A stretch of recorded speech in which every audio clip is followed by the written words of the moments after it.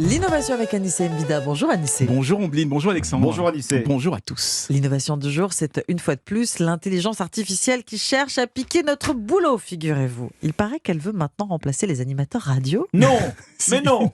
Mais non. Et vous allez voir, mais c'est quand même plutôt une victoire pour la radio et notamment pour les radios musicales. Parce que c'est vrai qu'on donnait pas trop cher de leur peau aux radios musicales avec l'arrivée des plateformes comme Deezer, Spotify, YouTube et Apple Music.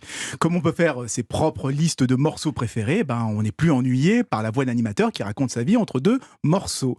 Sauf que finalement, on y revient parce que sur Spotify et sur YouTube, par exemple, on aura bientôt un animateur virtuel piloté par une intelligence artificielle qui va énoncer des morceaux, donner des anecdotes sur ce qu'on entend, bref, bavarder comme à la grande époque des radios libres. Alors c'est encore un test et uniquement en anglais, mais écoutez déjà ce que ça donne.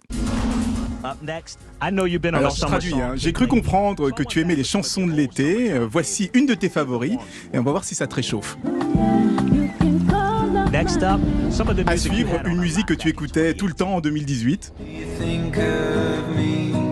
C'est effectivement bluffant, c'est ça pas marche mal, bien, hein. mais c'est pas une voix robotisée, on y croit vraiment. C'est l'intelligence artificielle qui choisit également les morceaux. Oui. Alors, ça sera une option sur les listes de lecture personnalisées. Vous savez, le best-of de ce qu'on a écouté récemment, ou les listes du genre, les titres à écouter sous la douche, les titres qui donnent la pêche, etc.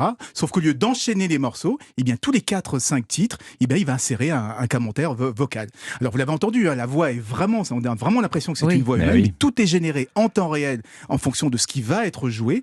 Donc, le fameux DJ en question n'a aucune connaissance, aucune sensibilité musicale particulière. C'est ni plus ni moins qu'une voix numérique qu'on a collée sur le système de recommandation qui essayait déjà de deviner ce qu'on a envie d'écouter.